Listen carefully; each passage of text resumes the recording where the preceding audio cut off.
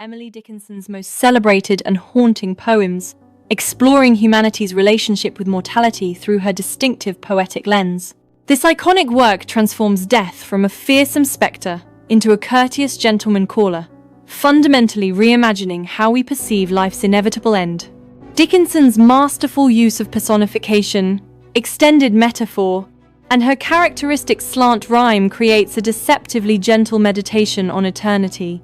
Through careful analysis of this poem's imagery, structure, and themes, we'll uncover the profound philosophical questions Dickinson poses about time, consciousness, and what lies beyond our earthly existence. Emily Dickinson, the influential 19th century American poet known for her reclusive lifestyle and unconventional writing style, created one of literature's most profound meditations on mortality in Because I Could Not Stop for Death.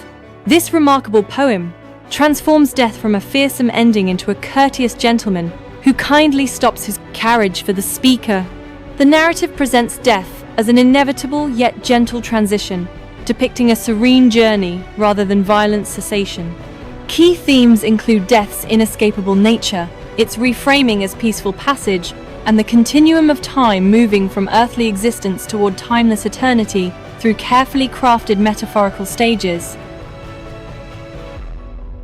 Emily Dickinson transforms death from a terrifying force into a courteous gentleman through masterful personification. The phrase, "he kindly stopped for me," presents death as a patient, dignified suitor rather than a fearsome reaper. This carriage journey features three symbolic passengers: death as the calm driver, the willing speaker, and immortality as their silent companion representing the eternal destination.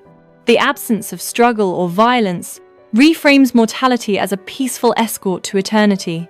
Dickinson's deliberate portrayal emphasizes civility and acceptance, inviting readers to view death not as forceful abduction, but as a serene, inevitable transition from life. Stanza 2 presents death's leisurely carriage ride through the stages of human life. The journey begins with children strove at recess, capturing childhood's vibrant energy and playful competition. Next comes the gazing grain, symbolizing mature adulthood's productive, contemplative phase, where life's work becomes evident. Central to this passage is death's unhurried pace. We slowly drove, he knew no haste. This deliberate speed transforms what could be frightening into a tranquil progression. Death appears as a courteous, patient escort rather than a violent force, allowing peaceful observation of life's receding landscapes without fear or urgency, emphasizing acceptance over anxiety. Stanza 3 marks a pivotal transition as the speaker passes the setting sun, symbolizing life's end and entry into eternity. Dickinson's correction, or rather, "he passed us," emphasizes how the journey transcends earthly time cycles. The speaker's attire becomes significant. Gossamer gown and tulle tippet represent burial shrouds, ethereal materials that highlight the fragility between life and death. As evening approaches, the speaker experiences physical sensations of mortality. The dews grew quivering and chill. This coldness metaphorically represents the grave's encroaching embrace and separation from life's warmth, marking the definitive passage from the familiar world into the mysterious realm of immortality. The fourth stanza marks the journey's end as the carriage pauses before a house that seemed a swelling of the ground. Dickinson transforms the grave through powerful metaphor, describing it as a dwelling with "the roof was scarcely visible" and "the cornice in the ground."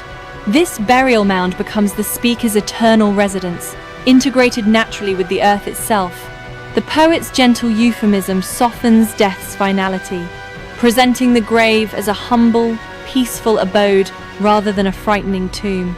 This destination represents the transition from temporal existence to eternal repose, where the speaker finds permanent rest after life's fleeting journey.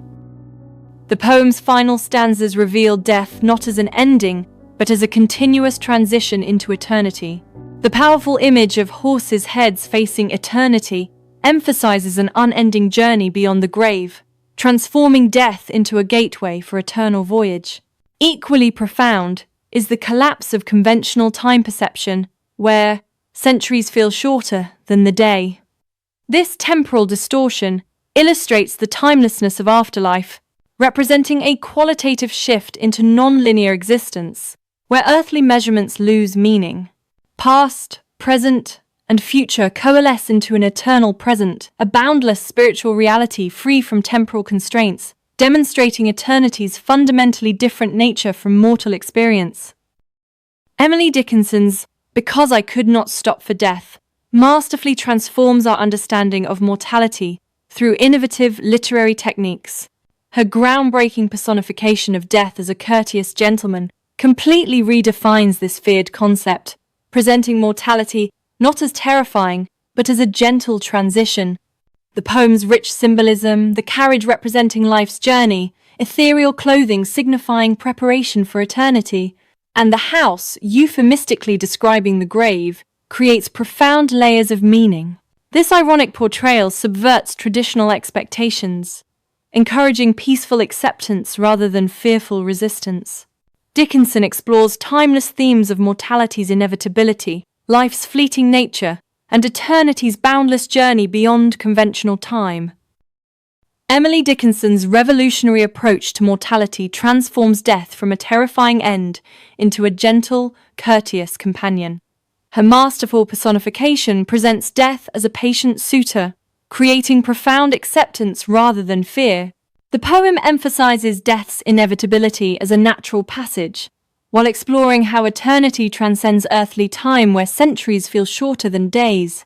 Dickinson's artistic brilliance lies in her use of symbolism and irony to make complex philosophical concepts accessible and deeply personal. Her enduring message challenges readers to reconsider their own perceptions of mortality, inviting discussion